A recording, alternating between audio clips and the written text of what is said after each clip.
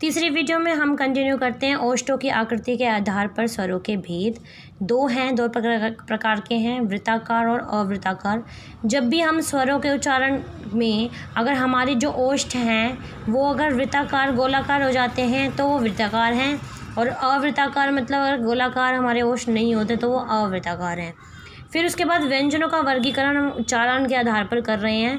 कंठ से जो निकल रहे हैं क वर्ग हो गया, तालु से तालवे से निकल रहे हैं च वर्ग हो गया, मूर्धा से ट वर्ग निकलता है, दांत से त वर्ग, ओंठ से प वर्ग, वर्तस्य। देखिए वर्तस्य क्या मतलब होता है, वर्तस्य होता है हमारे मूर्धा और दांत के बीच में अगर हमारी जीवा टच हो रही है तब ये शब्द निकल रहे हैं, ये वर्ण निकल रहे हैं, तो ये वर्तस्य हो गया।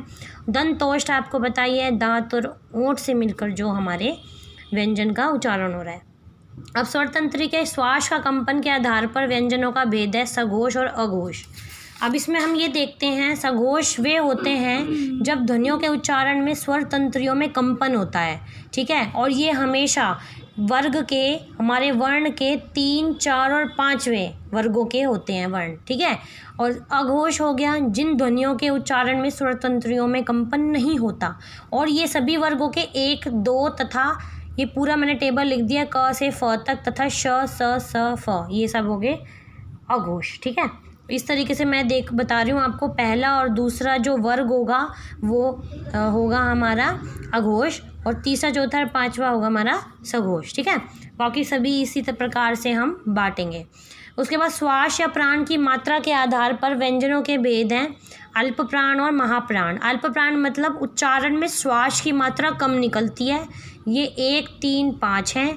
और महाप्राण मतलब इसमें क्या होती है, श्वास की मात्रा अधिक निकलती है, जैसे सभी वर्गों के 2, 4 और श, स, ह, ये सब क्या होंगे हमारे श्वास या प्राण की मात्रा के बेस पर व्यंजनों के भेद। उसके बाद है जीवा व अन्य अवयवों द्वारा श्वास का अवरोध। अब देखो स्पर्श व्यंजन होता है, अंतस्तः होता है और ऊष्म होता है।